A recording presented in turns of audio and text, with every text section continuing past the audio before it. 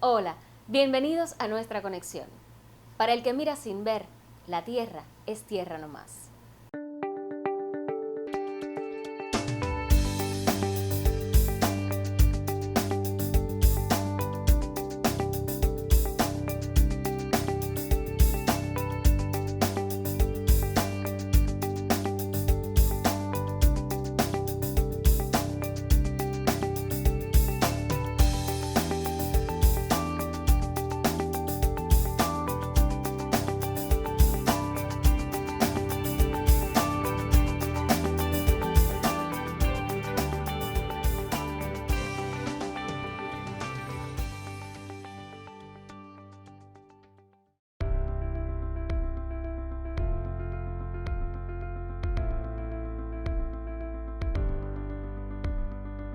Dueña de una naturaleza variada y fascinante, de las más interesantes del Caribe, Cuba es destino de numerosos ecoturistas.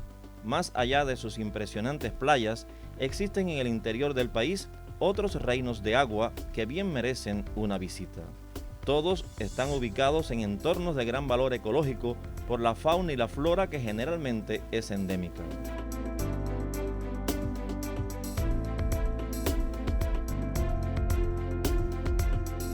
En Cuba, los lagos son pequeños, de ahí que se le denominan lagunas, las cuales pueden ser de agua dulce o salada.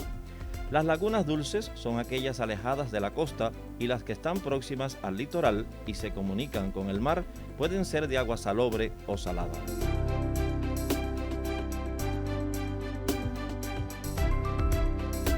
Los lagos son alimentados generalmente por uno o varios ríos aguas arriba. Son importantes reservas de agua dulce utilizada por los seres humanos para el riego de cultivos como fuente de agua potable y en algunos casos para producir energía eléctrica.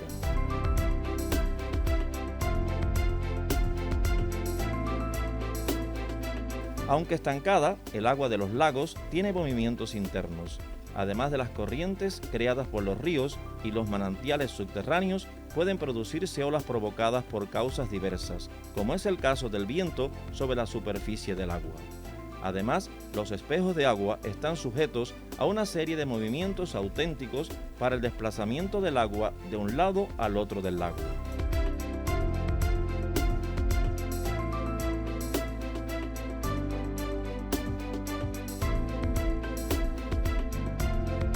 Las peculiaridades hidrológicas de Cuba se asocian a su configuración, a la gran extensión de rocas calizas y al régimen de precipitaciones. De esta forma, se establece en el territorio un parteaguas central con dos vertientes, norte y sur, donde escurren ríos de cortos cursos y de escaso caudal.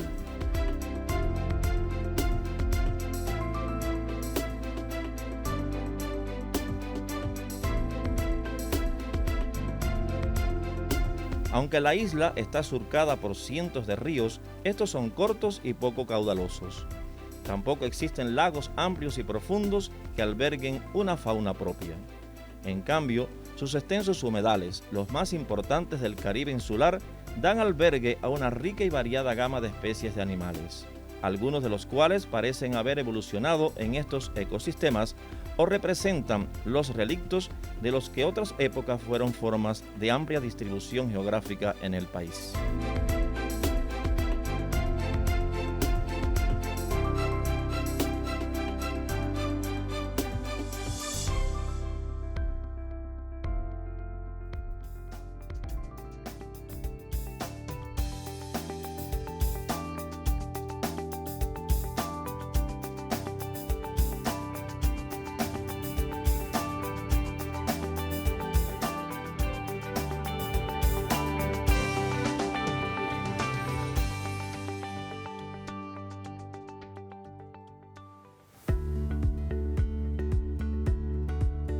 Uno de los espejos de agua con acceso a la población tunera es la llamada Presa La Canoa.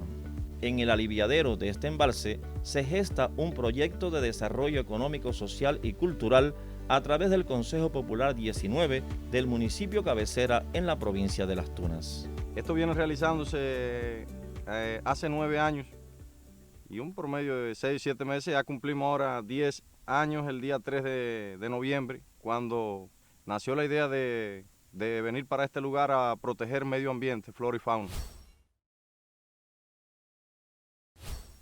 Por el mensaje que estamos viendo de la madre naturaleza, que le hace tanta falta que le cuidemos lo poco que ya tenemos sobre esto, lo que es naturaleza, los peces, el agua, bueno, incluyéndolo todo. Y bueno, aquí vinculé a mi esposa, a mi niña y mi padre y vinimos para este lugar a ver qué podíamos hacer sobre esto. Sumando ideas para el desarrollo, Yaimí Malledo Sayas y César Cervantes García dejaron las comodidades citadinas para dedicarse por entero en estos predios al cuidado del medio ambiente. Ambos construyeron con recursos locales un sitio ideal para los amantes del ecoturismo y la naturaleza.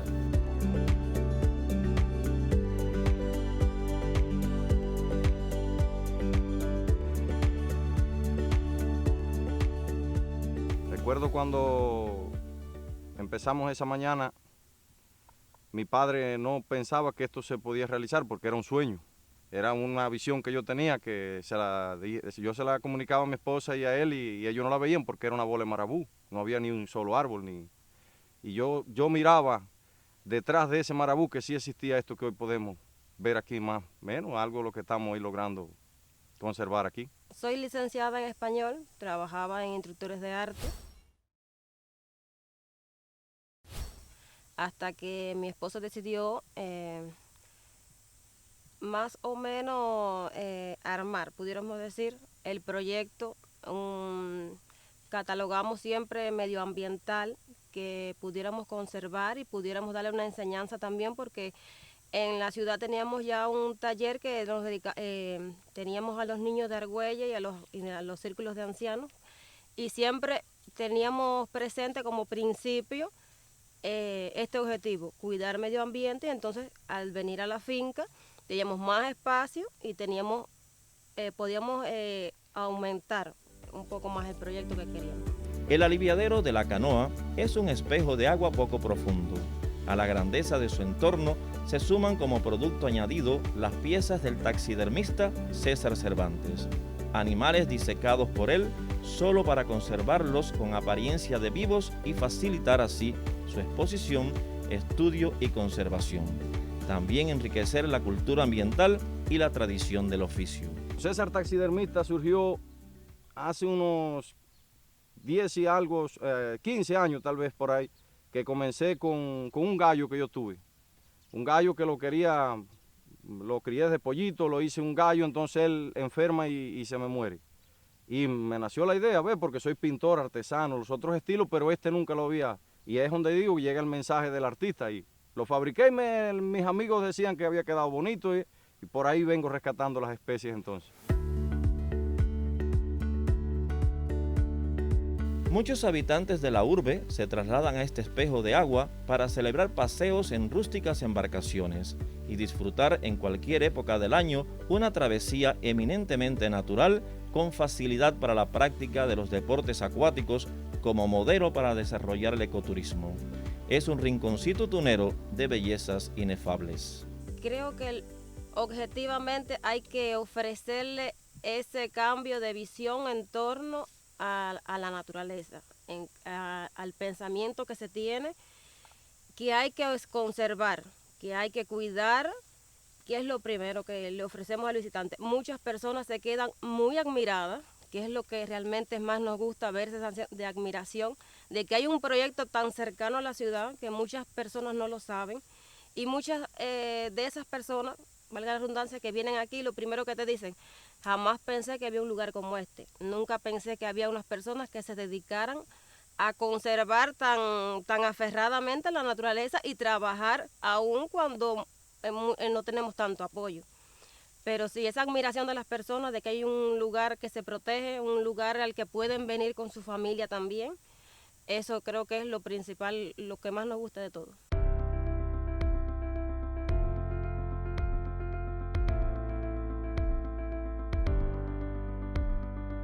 Con el fin de preservar la vida silvestre y divulgar su riqueza, César y sus amigos durante los recorridos transmiten a los visitantes los valores y la biodiversidad del ecosistema.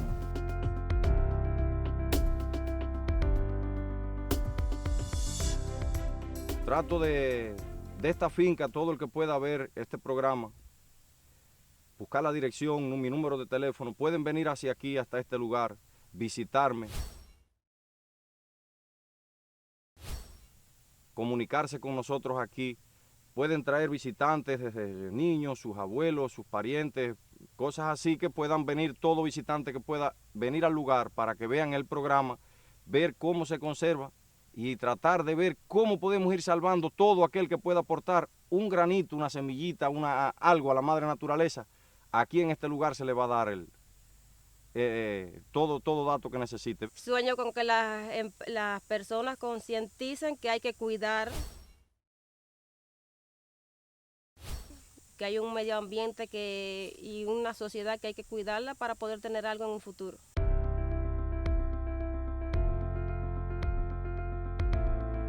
El embalse La Canoa constituye un cuerpo de agua dulce de notable importancia económica y ecológica dentro del panorama fluvial del municipio cabecera de la provincia.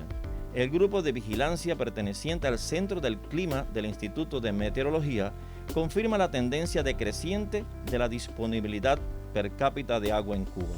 Ante tal realidad, los espejos de agua devienen reservas prioritarias y con equidad social para el enfrentamiento al cambio climático hacia una cultura que fomente el ahorro del agua.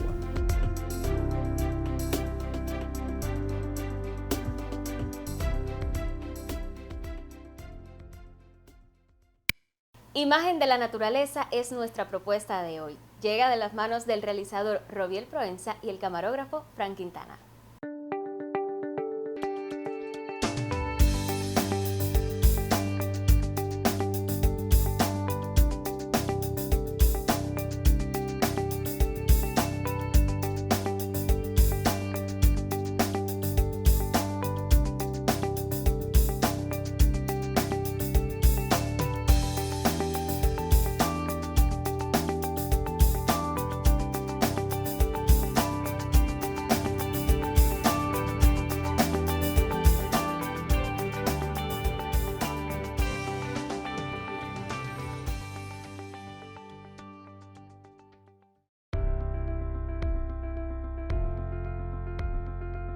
El archipiélago cubano presenta en la línea costera más de 200 playas, que se caracterizan por el largo, ancho de la franja arenosa, origen y color de la arena, así como el perfil submarino donde se desarrollan. Hoy en día, más de 40 de esas áreas arenosas son bien recibidas por el turismo nacional e internacional. En la porción oriental de la isla predominan los bellos fondos marinos para las prácticas de buceo, siendo Santa Lucía de Nuevitas y Covarrubia excelentes zonas para la exploración submarina. En un lugar deshabitado y virgen, con arenas blancas y finas de excelentísima calidad, se erige Playa Chapaleta, paraíso natural a las puertas del Atlántico.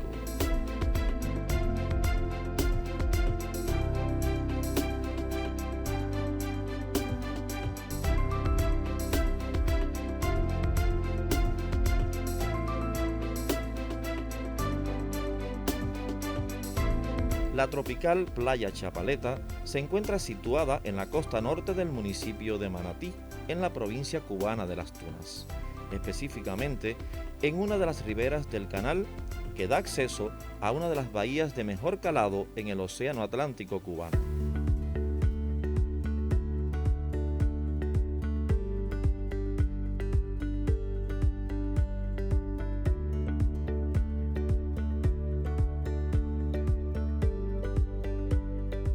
Chapaleta para los portuarios es como dicen los habaneros, lo más grande.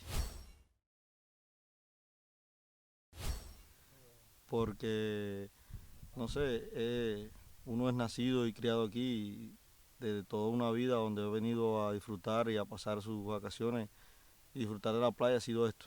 Aunque hemos tenido otras experiencias en otras playas, nada se compara con esto. Para llegar a esta zona, nos apoyamos de una de las embarcaciones de la Unidad Empresarial de Base Puerto de Manatí. Durante la travesía, disfrutamos de los principales atractivos del fondo marino y la flora muy similar a la de las playas caribeñas.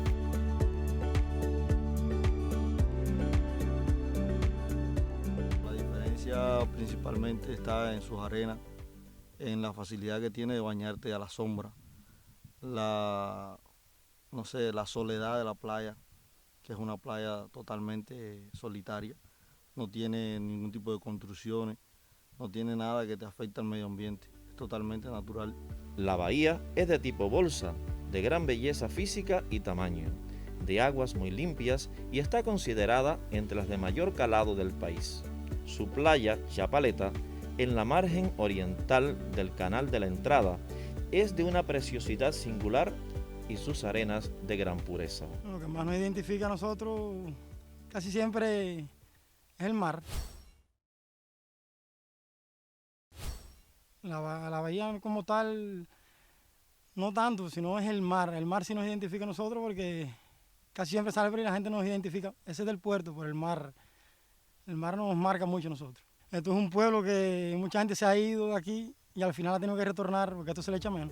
Las formaciones vegetales más significativas que se pueden encontrar en Chapaleta son los manglares, llanales, saladares y matorrales. Los manglares rojos se encuentran permanentemente inundados por el agua marina y es la primera formación vegetal que aparece junto al mar y poseen una fauna muy peculiar y de gran importancia económica, especialmente por la abundancia de moluscos y crustáceos que viven aquí, destacándose los ostiones por su valor alimenticio y como una importante fuente de empleo de la comunidad, así como por servir de refugio a diversas aves acuáticas, peces y ampliar la línea costera. Chapaleta la única playa, se puede decir, que tenemos los portuarios. Desde que uno es chiquito, uno escucha hablar de Chapaleta, Chapaleta, de ir, y Chapaleta es un estero, que es la playa, que tiene un estero. Las personas siempre tratan de venir primero para ir para ese estero, que es lo más importante, así que tener el puerto es la playa de Chapaleta, por lo que uno trata de siempre buscar, luchar por venir, que es de verano en verano, que es el tiempo que es de venir aquí a la playa.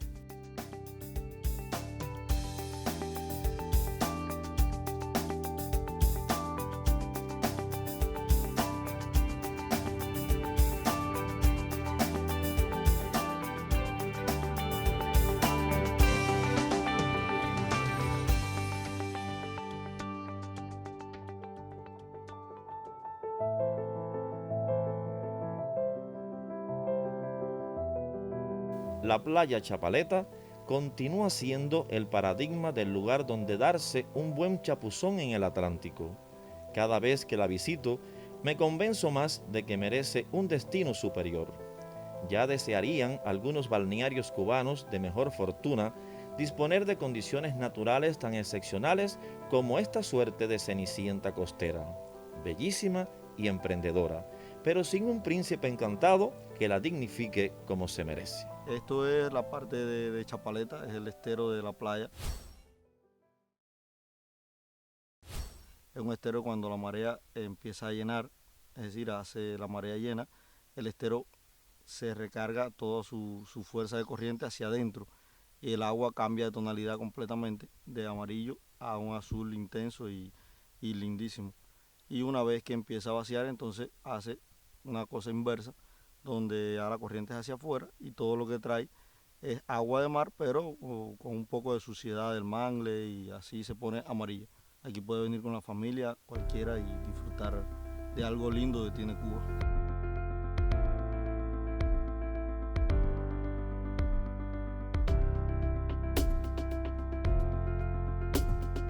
Por razones de proximidad geográfica y posibilidades de transporte marítimo, son los habitantes del puerto de Manatí quienes con mayor frecuencia enfilan las proas de sus botes hasta sus inmediaciones, pues casi inaccesible por tierra, para llegar a su orilla se precisa de una embarcación con la cual cruzar el canal de la bahía donde se encuentra situado. A mí lo que más me gusta de Chapaleta es la arena de la playa, el mismo estero que es para donde siempre vienen las personas, y la playa como tal, así, lo que más llama a la gente por venir aquí.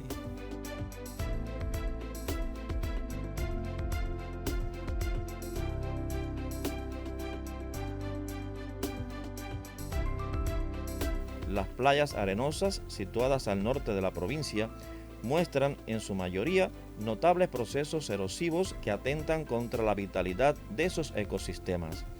Covarrubias, La Boca, La Llanita, La Herradura y Corella han requerido de acciones urgentes en pos de su conservación.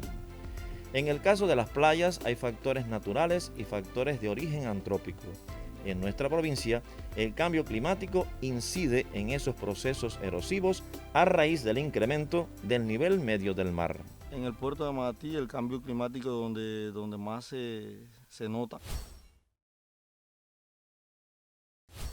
en el tema de las especies, las corridas migratorias, que cambian su luna, están cambiando su luna, están cambiando su tiempo de corrida, de apareamiento. Es donde más ellas se afectan. En el tema de las mareas también hay un poquito de diferencia, cada año hace un poquitico más de llenante. Pienso yo que eso es la parte que más nos afecta del cambio climático. Ya las especies de un año a otro han mermado bastante, no es el mismo volumen de pescado que se coge. Especies se han desaparecido un poco. Y otro sobre el cambio climático es las mareas, que normalmente años atrás, de que yo me acuerdo así, era en octubre eran los mayores llenantes que habían aquí, que eran llenantes grandes que uno se asombraba, pero ya ahora no tienes que esperar a octubre normalmente para ver un llenante. Y ahora hay meses que llena, que tú dices, coño, antes era octubre, ¿por qué en este mes ahora es que está llenando? Pero ya en cualquier mes ahora llena y uno se asombra, supuestamente por el cambio climático, dicen que el agua va a subir, el nivel del agua va a subir y esas cosas. Desde que fuera aprobado el Decreto Ley 212, referido a las afectaciones de las áreas costeras y su zona de protección, se inició en Las Tunas, como en el resto del país, un proceso para la eliminación de todas las construcciones ubicadas en esos lugares. Dicho decreto respalda también los planteamientos de la Tarea Vida. Tarea Vida es el resultado de observaciones preliminares de disímiles grupos multidisciplinarios, integrados por especialistas de todo el país, que hicieron una evaluación integral de la situación de la isla ante el fenómeno del cambio climático. Las tareas son de una complejidad elevada, pues se deben ejecutar inversiones ambientales que se caracterizan por su alto costo y por requerimientos especiales. A los pobladores que tengan, no sé, un poco más de disciplina a la hora de venir a la playa y de limpieza, organización, que piensen más en esto como lo único que tenemos nosotros para disfrutar y luchar por ello cada día más, para que no perdamos algo bello que ha tenido el puerto en décadas. Los manatienses mediterráneos envidian intensamente ese privilegio dado a los portuarios. En Chapaleta no existe ni gastronomía ni hospedaje, tampoco alternativas para coordinar con garantías de ida y regreso una excursión. Se trata, así de simple, de un recodo del litoral donde la civilización aún no ha llegado al acto de presencia.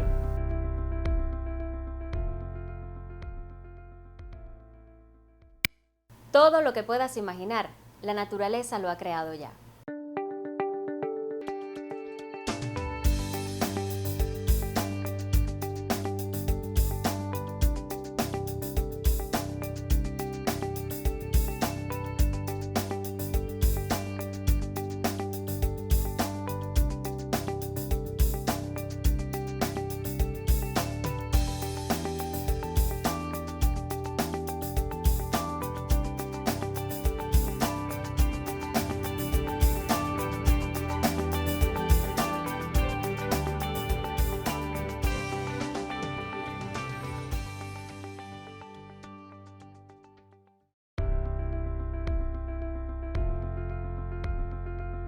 El bambú es una planta milenaria de domesticación prehistórica. Actualmente es una de las materias primas de origen vegetal más útiles y versátiles que existen en el mundo, registrando más de 1000 usos diferentes en campos tan variados como la medicina, la conservación de alimentos, la construcción, la artesanía y hasta la generación de biocombustibles.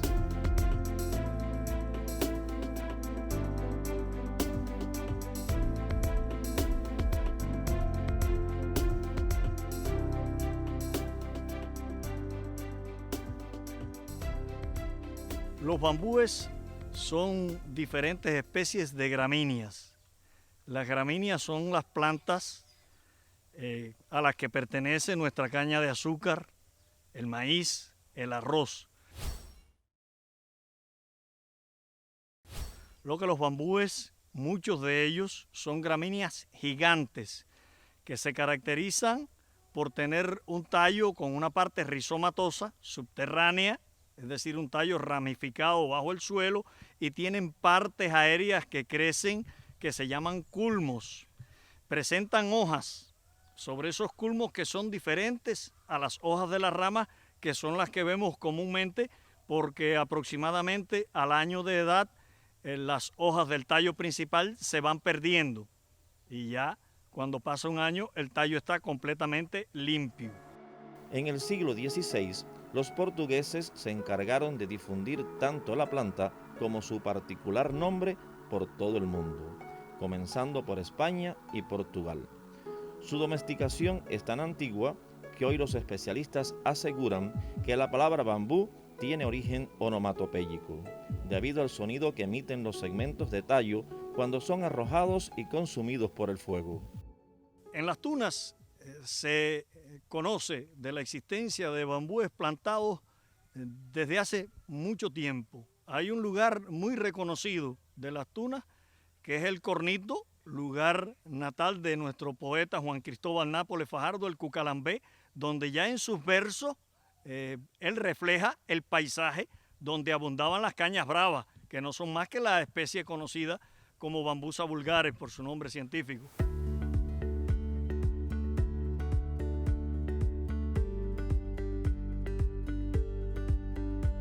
Bambú es sinónimo de acero vegetal, una de las plantas más versátiles del mundo. Actualmente, una buena cantidad de países se benefician de las bondades de esta planta. Hace algunas décadas, la provincia de Las Tunas destinó recursos para desarrollar líneas de investigación y fomentar el cultivo de esta gramínea gigante. En el año 2000 se inició un proyecto en el Jardín Botánico de Las Tunas con la idea de enriquecer la disponibilidad de especies de bambúes y se ejecutó un proyecto con el cual se lograron establecer en las condiciones de nuestra provincia, que ya sabemos las características de nuestros suelos y de sequía, se lograron establecer 2 especies de bambúes arbóreos, dentro de ellos algunos muy importantes y que han demostrado una adaptación y un funcionamiento perfecto en nuestras condiciones, como el Bambusa bambo, es una especie maderable muy importante. La guadua angustifolia no se ha propagado mucho, pero se estableció y se ha establecido también con mucho éxito el Dendrocalamus asper, una especie de tallo prácticamente macizo que produce una madera sumamente útil. Algunas son más raras, como algunas bambusas múltiples que se usan como ornamentales, y Philostachyon pergracile, que es una especie maderable también de mucha potencial aquí en las condiciones de Las Tunas.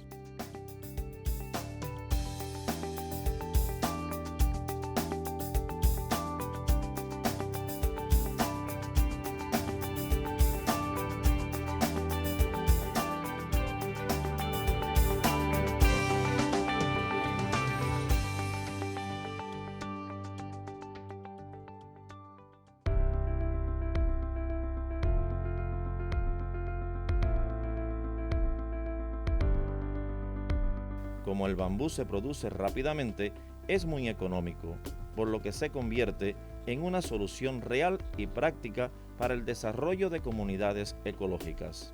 También para construcción de granjas integrales fundamentadas en el desarrollo sustentable y la utilización óptima de los recursos naturales renovables. El ritmo de crecimiento de los bambúes está entre los 10 y 20 centímetros diarios, pero en condiciones óptimas, es decir, de adecuada temperatura y humedad, puede llegar a ser de 90 a 120 centímetros. Imagínense un tallo que crece más de 1 metro en un día, es un ritmo de crecimiento muy acelerado.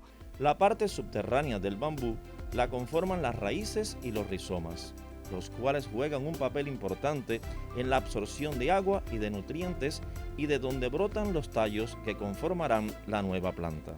Las especies que fijan mucho carbono juegan un papel muy importante en reducir el efecto invernadero de nuestra atmósfera y reducir, por tanto, la temperatura. En estos días estamos padeciendo en nuestro país y en el mundo entero unas temperaturas inusualmente altas. Los bambúes de las distintas especies están entre las plantas que nosotros podemos utilizar como especies que capturan carbono y lo retienen. Actualmente se estima que existen alrededor de 107 géneros y más de 1.300 especies de bambú. He aquí las más significativas en este territorio del oriente cubano.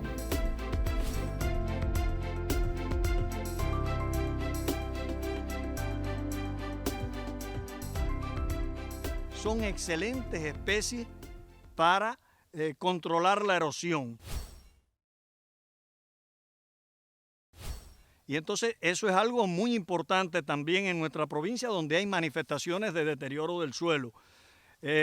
Los bambúes también tienen características de que sus hojas, cuando caen, tienen un efecto que se le llama alelopatías, que tienden a controlar otras plantas bajo el dosel del bosque de bambú. Eso lo podemos ver aquí mismo, donde se acumula hojarasca de bambú, y en el Motel Cornito se ve muy bien, no salen otras hierbas, es decir, que controlan muchas invasoras. El bambú durante mucho tiempo no fue considerado explotable a escala comercial o industrial. Debido al cambio climático, los actuales problemas de deforestación y a la gran demanda mundial que actualmente tiene como materia prima vegetal, se ha hecho necesario establecer plantaciones tanto para fines comerciales como para fines ambientales. El verde es un color muy absorbente de la luz y entonces absorbe muchas radiaciones. Al absorberse la radiación, se evita que esa radiación, al chocar con otra superficie, se convierta en calor. Y por otra parte, los bambúes ayudan a amortizar el ruido. Ese follaje suave absorbe la energía cinética de los sonidos, reduce el ruido y capturan el polvo ambiental. Es decir, que son muchas las funciones, pero si lo vemos indirectamente, el bambú es un bosque muy productor de madera. Teóricamente, el bambú es el bosque que puede estar produciendo continuamente de forma sostenible, porque si usted corta el número de culmos que el bambú produce al año, el bosque suyo sigue siendo el mismo. El bambú puede ser utilizado como cultivo barrera y sus raíces, aunque no exploran demasiado, son muy buenas para proteger los suelos de la erosión y el deslizamiento, favoreciendo la textura de los mismos una vez que la planta cumple su ciclo de vida. Cuando nosotros tenemos una alta producción de madera, de bambú, esa presión se la quitamos a nuestros bosques naturales y entonces indirectamente es importante que tengamos especies muy productoras de madera para no tener que talar nuestros bosques naturales. Los países que tienen un alto crecimiento demográfico, como los países de Asia, como China y los países del sudeste de Asia, basan una gran parte de la producción de madera para papel, para construcciones y para la industria del mueble en los bambúes, porque son altamente productivos y esto le quita una gran presión al ecosistema natural. Según la FAO, el bambú es uno de los cultivos estratégicos para el logro de los objetivos del milenio, particularmente en cuanto al desarrollo sustentable en comunidades rurales de todo el mundo.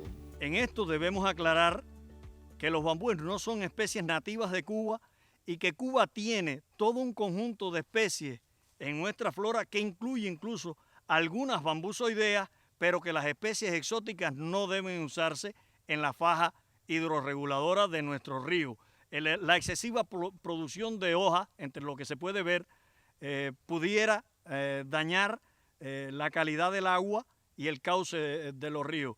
Nosotros debemos reforestar nuestras fajas hidrorreguladoras con especies nativas, con especies autóctonas, que tenemos las que juegan las funciones dentro de la cuenca en lugares que se quieran recuperar. Ligero, resistente y con capacidad de crecer a una alta velocidad son algunas características del bambú, la planta que se puede emplear en la alimentación, medicina, construcción, entre otras bondades. el proyecto de enriquecimiento de especies de bambúes en el Jardín Botánico de las Tunas contó con la asesoría del doctor Luis Catasús Guerra, de Bayamo, Granma.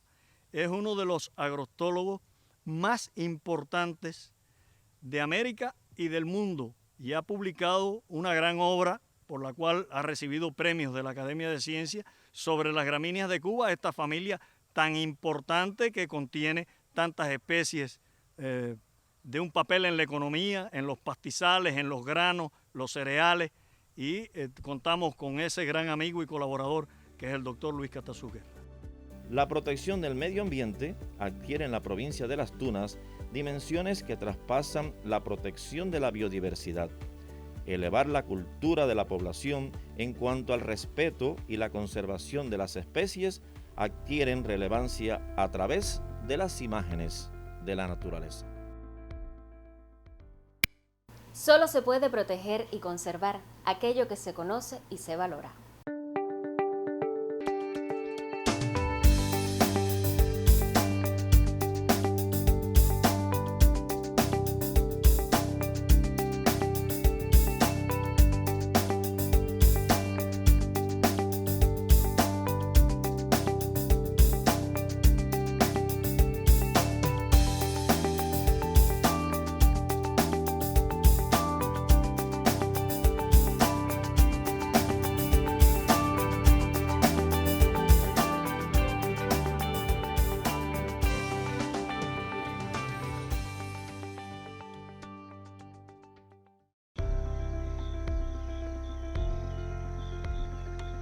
La estación Las Tunitas, perteneciente al área protegida Ojo de Agua Monte Cabaniguán, es un paraíso para el ecoturismo.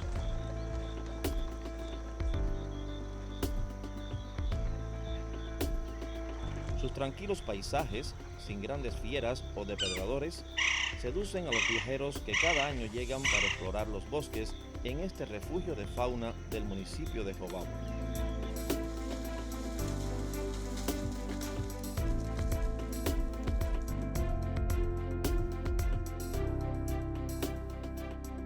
Nuestro proyecto está centrado en el conocimiento de la dinámica de la comunidad de aves de bosque, cómo está compuesta esta comunidad y cómo se comportan cada una de las especies entre sí en la comunidad, y entonces hacemos un estudio centrado en 7 especies de aves que nidifican en cavidades.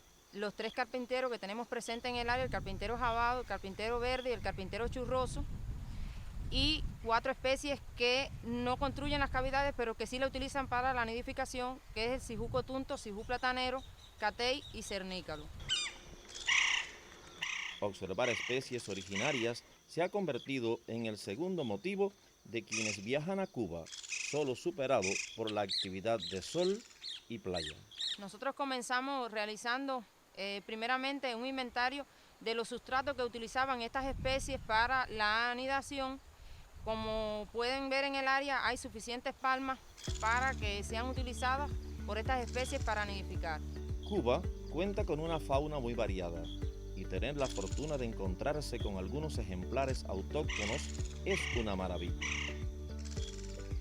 Cuando nosotros comenzamos, por ejemplo, en el caso del carpintero churroso, que es una de las especies endémicas y de gran importancia en el área porque es un carpintero que puede llegar a desaparecer con los años, nosotros encontrábamos 24 nidos.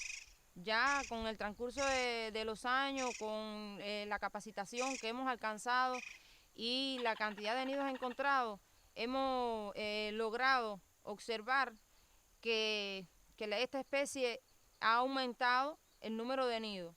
Por ejemplo, el número máximo de nidos encontrado ha sido 90. De las más de 370 especies de aves que se ven en Cuba, 29 habitan solo en el archipiélago cubano y no tienen subespecies o razas fuera de este. Por ejemplo, el catey, una especie de loro muy famosa en la isla antillana.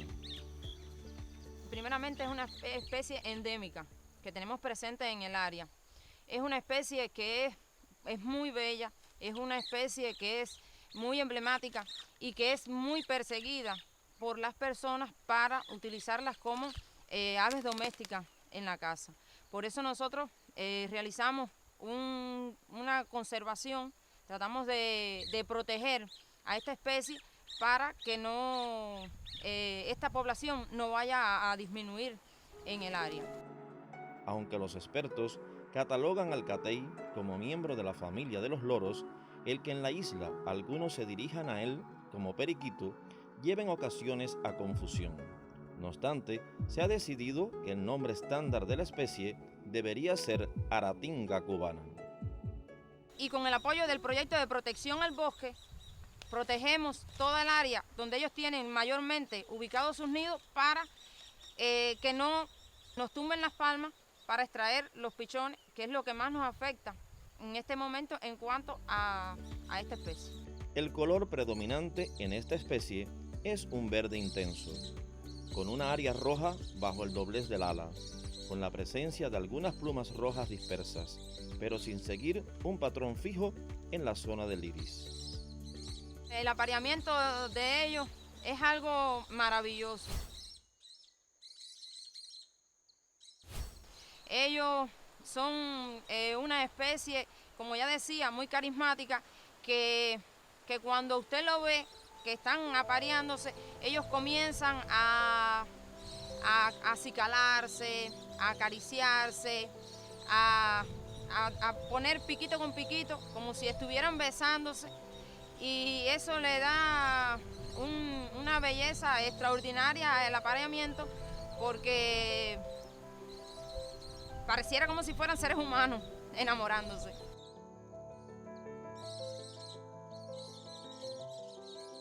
El pico mezcla el blanco con el rojo, mientras que sus patas son de un tono pardo grisáceas. Los ejemplares jóvenes tienen los colores más apagados, sin contar con la presencia de plumas rojas por su cuerpo, la cabeza, el cuello y el pecho. El catey es un ave prensora, endémica, cuya población se redujo ostensiblemente durante el pasado siglo debido a la comercialización y explotación indiscriminadas de sus polluelos. En el siglo XIX era un pájaro muy común a lo largo y ancho de Cuba e Isla de la Juventud. Hoy solo se encuentra en la Ciénaga de Zapata, en ciertas áreas del Escambray y en algunas zonas orientales como el área protegida Ojo de Agua, Monte Cabaniguán. Esta área está situada al sur de la provincia de Las Tunas, tiene una extensión territorial de más de 9.000 hectáreas.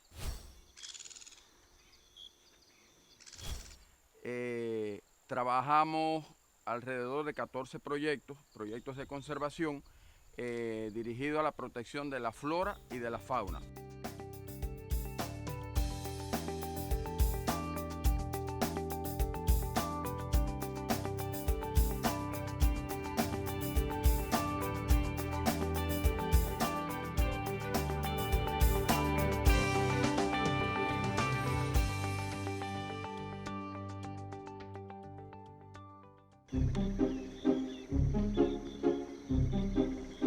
El catey está en veda permanente.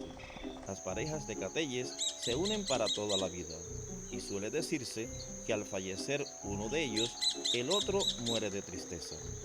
Su promedio de vida es estimado en alrededor de 25 años. Aquí se controla lo que es la dinámica de las poblaciones, la nidificación, la reproducción, entre otros. Tenemos también en las otras estaciones se trabaja el cocodrilo en vida libre, las aves acuáticas, trabajamos las aves que habitan en cavidad, aves terrestres. Este proyecto tiene una cantidad de 12 trabajadores, tiene una especialista y tiene 11 obreros de conservación. La existencia de los cateyes en el territorio ha crecido notablemente, a partir sobre todo de la presencia aquí de especies que les sirven de alimento. Llevamos alrededor de 5 años que no tenemos incendios forestales debido a la cooperación que tenemos con los distintos sectores de aquí, del municipio Jobabo, provincia de Las Tunas, pero también de la parte de Granma. Nosotros hacemos una trocha en la división de la provincia Granma y Las Tunas Esta campaña empieza el día 1 de enero y termina el 30 de mayo. Nosotros hoy por hoy estamos trabajando allá en la parte de Granma también. Esto, como pueden ver, nosotros somos un sector de Delta del Cauto. O sea, que el ecosistema, estos dos ecosistemas prácticamente es el mismo y obedecemos a este sector. La conservación en este sitio de la especie autóctona juega también un rol de peso. El activo papel del cuerpo de guardabosques bloqueando la actividad furtiva de los cazadores y prohibiendo la entrada de personal ajeno al área de este proyecto de biodiversidad. En esta área protegida hay un proyecto de educación ambiental que trabaja de forma muy sistemática con las comunidades, logra imbricar a las comunidades en acciones de manejo y conservación de las especies del área protegida. Lo cierto es que la situación del catey es un tanto delicada en la isla.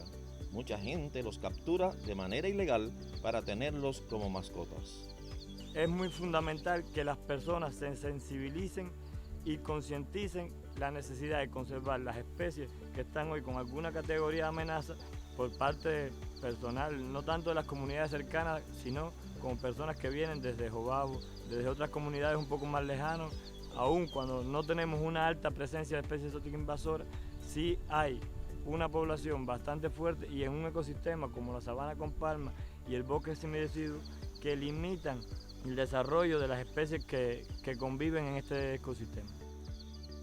El catey está catalogado como vulnerable, debido a la deforestación y a la caza furtiva de la especie que en los últimos años se ha visto amenazada.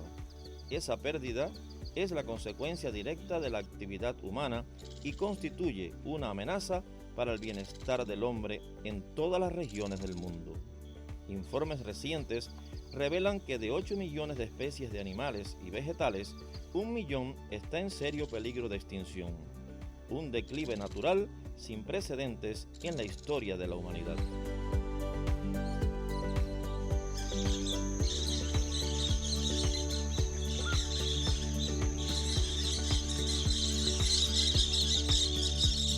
Visualizar la flora y la fauna, los ecosistemas, el devenir geológico, las huellas de los fósiles y los atractivos naturales para una convivencia armónica con el medio ambiente y un aprendizaje hacia la protección y el cuidado de este en cualquiera de las circunstancias en que viva el ser humano es una de las posibilidades que brinda imagen de la naturaleza.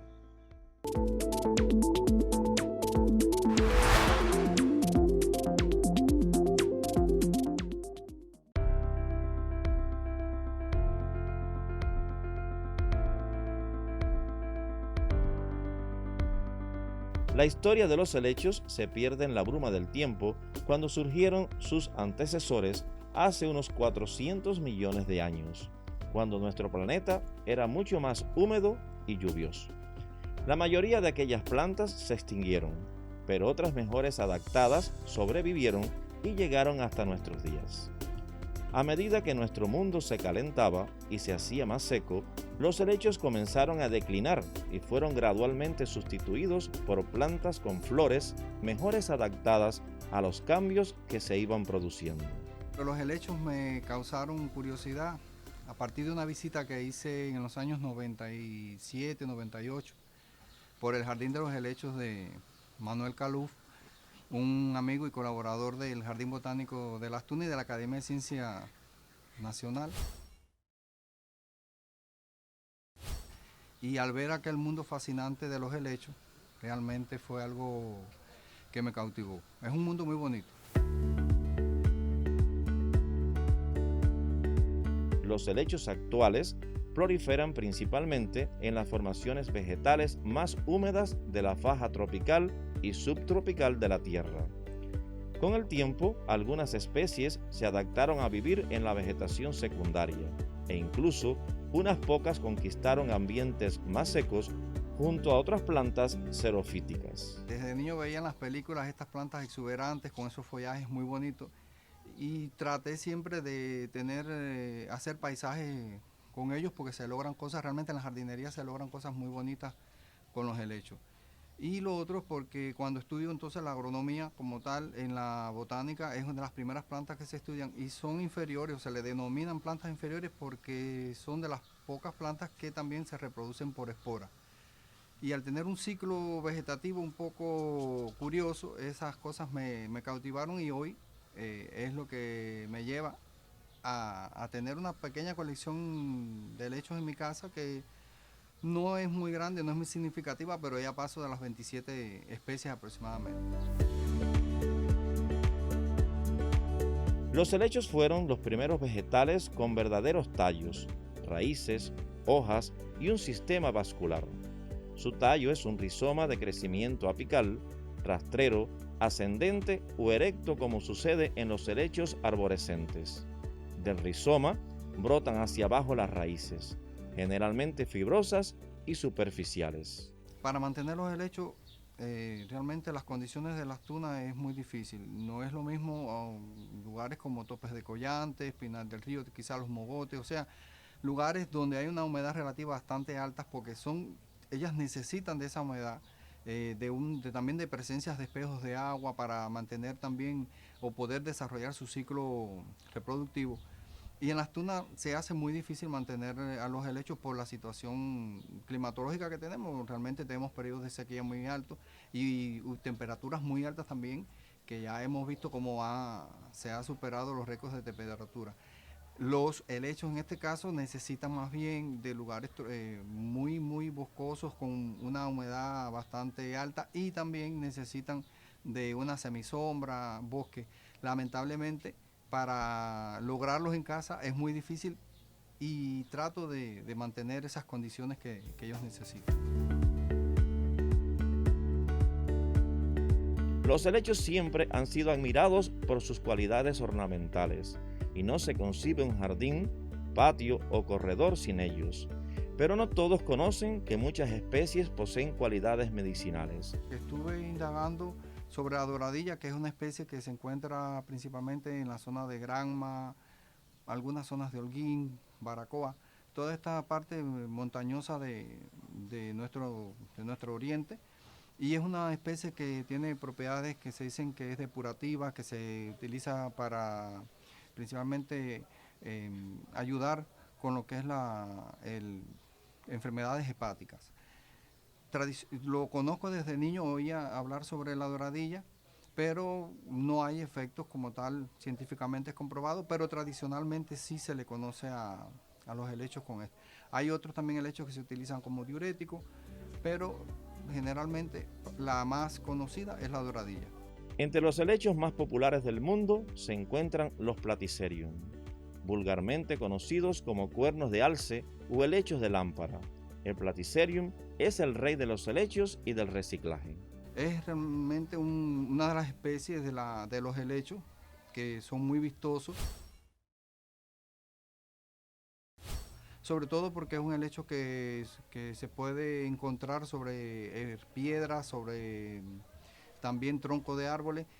Forma una concha muy llamativa y a partir de esa concha, que es como especie de unas hojas basales que tiene, entonces empieza a desprender otras hojas apicales que van formando una especie de roseta. Hay diferentes especies o diferentes variedades de este género Platycerium y son, te digo, realmente muy curiosos y son muy vistosos. El cuidado en nuestras condiciones, los mismos de todos los helechos, un buen riego, el buen sustrato. Siempre los helechos les gustan mucho de sustrato con muchísima materia orgánica y esa es la fundamental razón por la cual pienso que sea, además porque es una especie muy curiosa, realmente hay que verlos para ver la belleza de estas plantas.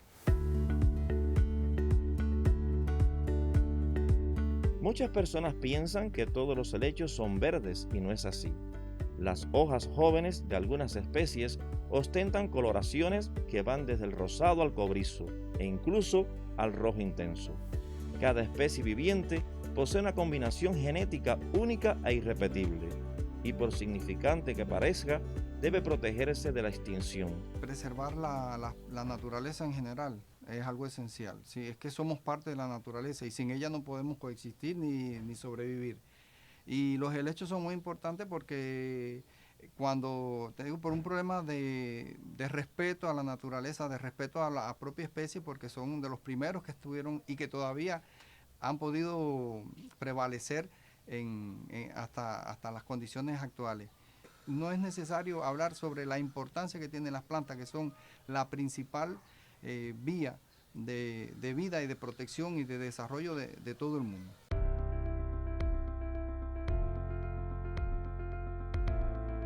Nunca debemos olvidar que nuestro nivel de conocimiento evoluciona con el desarrollo y lo que hoy nos parece inútil, mañana puede transformarse en algo beneficioso. Los helechos conforman un mundo maravilloso de inigualable misterio y fantasía, transmutando una belleza de sitios donde habitan.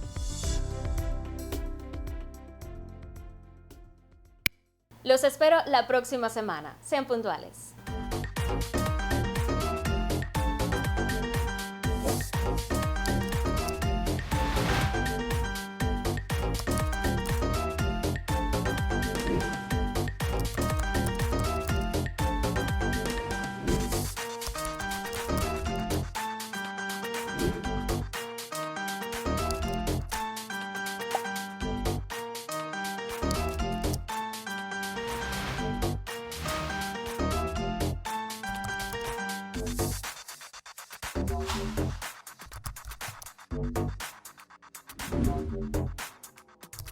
Thank you.